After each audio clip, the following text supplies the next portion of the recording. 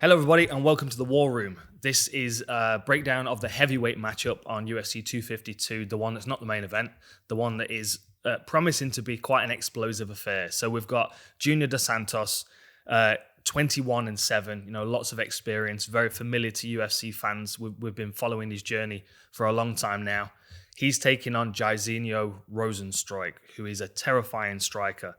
Interestingly, coming off his first loss and his first knockout in the UFC as well. He has been knocked out a couple of times in his past when he was a kickboxer, but this is his first loss in MMA. So what that does to him, who knows? That's the big question here. There are lots of different facets to this fight. So JDS, he's the veteran coming into this one. I mean, he's got more than double the fights, nearly triple the fights, in fact. Most of the time when JDS steps in there, he's the boxer with takedown defense. He's not the guy going in there as an MMA fighter. He's the guy that's representing one skill set, and he's having to use takedown defense and submission defense and scrambling ability to keep it in the range that he wants it.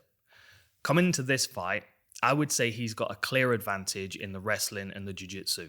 The times we've seen Rozenstruik look out of place in the octagon is when he's been on his back.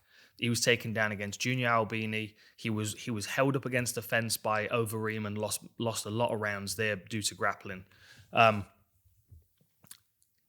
It's an area of his game I just don't know whether he's fully comfortable with yet. And I'm not saying that JDS necessarily wants to grapple with him. I think it would be easier to hit him if you can hold him down. And I think JDS has got the grappling skills to be doing that.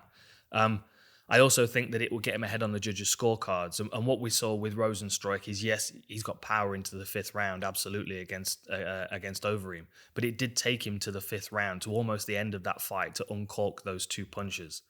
If he waits too long in this fight, he's only got 3 rounds to lose in this one. He needs to work faster. And if JDS can put that question mark in his mind of, is there a takedown going to come any second? If when I step forward with power punches, is he going to level change underneath me? It makes him hesitant. So it might make him hesitant enough for JDS to kind of work his way in with the boxing, clinch some, take him down a little bit, and make this an MMA fight. JDS, I know, talks about wanting to represent boxing in MMA. And I have no problem with people coming in and wanting to represent a particular style. The reason for MMA, though, is because we knew that most styles, well, every style that we found in the beginning wasn't complete. There was always something that was lacking, which is what mixed martial arts has grown from. In previous fights, JDS has wanted to represent boxing. He's had to use takedown defense to keep it there. And he's shown to have good takedown defense. I think this fight, it would be silly of him not to make the most of the opportunity of trying to ground Rozenstruik, trying to take him out of his element. The reality is, if you stand toe-to-toe with Rozenstruik, he's got a lot of techniques and a lot of experience that can start to dismantle a striker like JDS. Although JDS has got good hands, he's got good head movement and good footwork, there are still a lot of parts of his game that can be exploited by Rozenstruik with the low kicks, with the setting of traps and the hand play. I still don't know how much JDS really sets up his striking combinations. I think he's fast and agile, and I think he's very good at seeing opportunities when they present themselves. I think Rozenstruik's good at creating opportunities for himself to land knockout shots. If you watch his fight against Andrei Arlovski, he postures that counter left hook before Arlovski runs onto it. He'd already decided what he was going to do. He was just waiting for that opportunity to present itself. Working off predictabilities of his opponent. He knows Arlovski's going to come forward with that long right hand. He was going to check counter him over the top. It was beautiful work.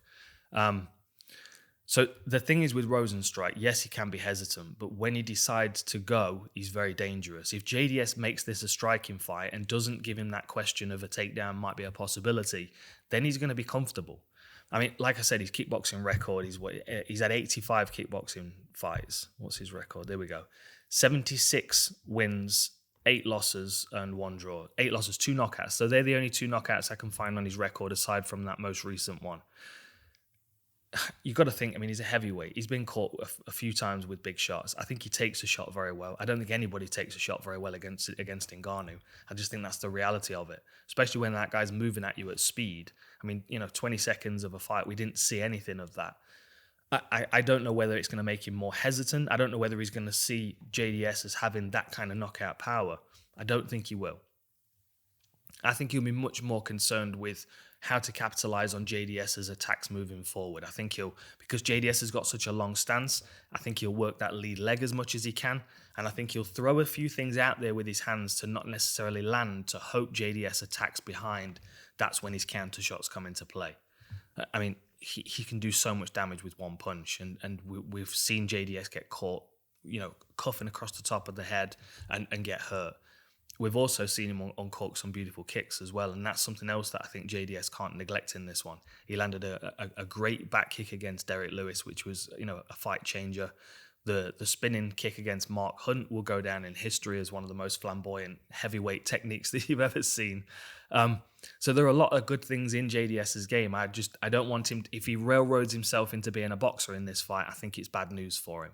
I think he walks himself onto a knockout punch.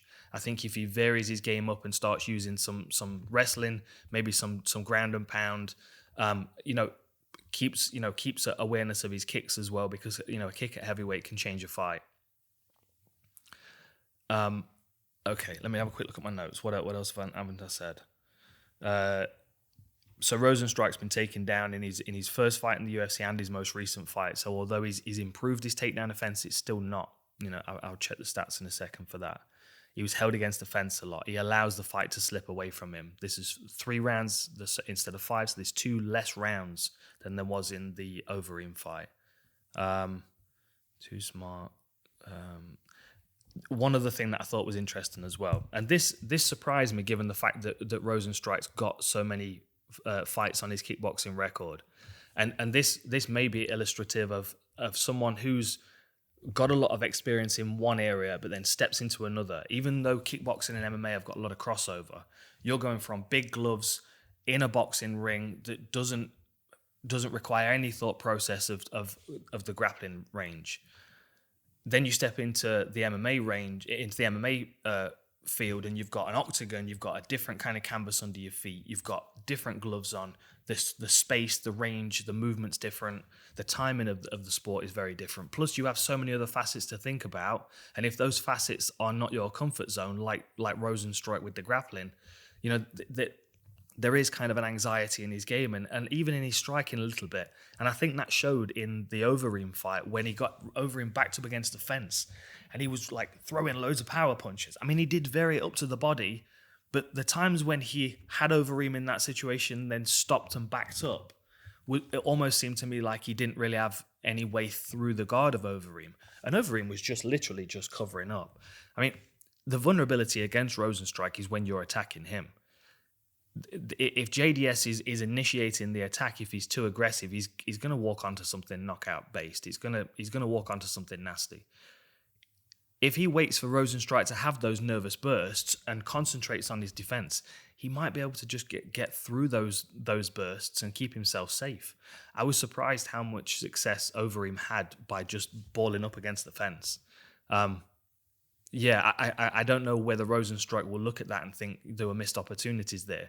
I would like to see him throw some more knees in there or some low kicks, or even kick into the arms is beneficial in those circumstances. But to have a flurry to kind of run out of steam and then step away, that shows a little bit of nervousness in mixed martial arts. And he's 11 fights into his career. It's still to be expected. He's going in there against a former UFC champion this next time around. The last time around he was against Overeem. I mean, I would imagine he knew of Overeem and watched his career all the way through. This is still new ground for him. My mouth gets so dry doing this. I talk too much. Let me quick have a look at UFC stats. My brain is spinning. My coffee's kicking in. Okay. Rozenstruik's got less fights, but less fight time. They're exactly the same height. There's an inch difference in reach, which is not going to be relevant at all. JDS has got a higher percentage, higher strike rate.